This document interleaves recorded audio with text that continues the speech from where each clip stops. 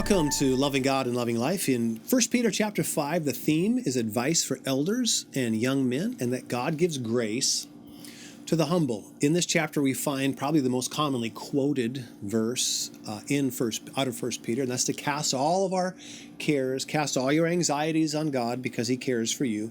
What I've discovered is most people try that, but it's like their cares are on a rubber band. They cast them on God, but bang, they come right back, because they don't understand in context what he's saying. This whole book has been talking about suffering according to God's will.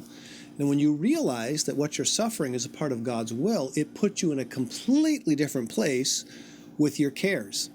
You see, he tells them in this chapter, humble yourselves therefore, verse 6, humble yourselves therefore under God's mighty hand, that he might lift you up in due time. In other words, you're suffering now, he's going to lift you up. Due time is later than you want it to be. And then he says, cast all your anxiety on him. Well, when he says to humble yourself under the mighty hand of God, God's mighty hand is mentioned 15 times in the Bible, and every time it refers to God overruling someone in the physical realm, him doing things in the physical realm, and usually the people involved weren't necessarily appreciating it. He was 11 of the 15 referred to God's mighty hand involved in Pharaoh's life.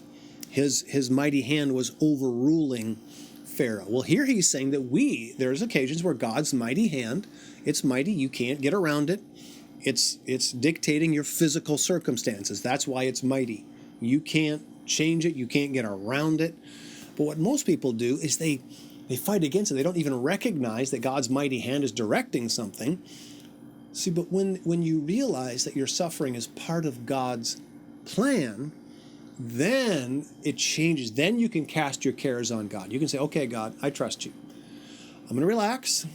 I'm going to take it. I'm going to take it. I've prayed through this. I get it. Okay, this is something that you're doing. I trust you. And then you can cast your cares on God. All right, God, I trust you. And you said if I'll humble myself beneath your hand, you'll lift me up. I trust you, God. I trust you to get me through this. I trust you to get me around it. I trust you, God, to ultimately lift me up. If you'll do that, that's what humbling yourself beneath God's mighty hand is.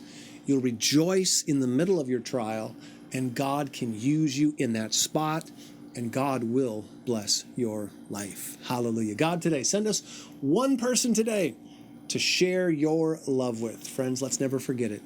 It's obeying and submitting to God that gives us a life that we love.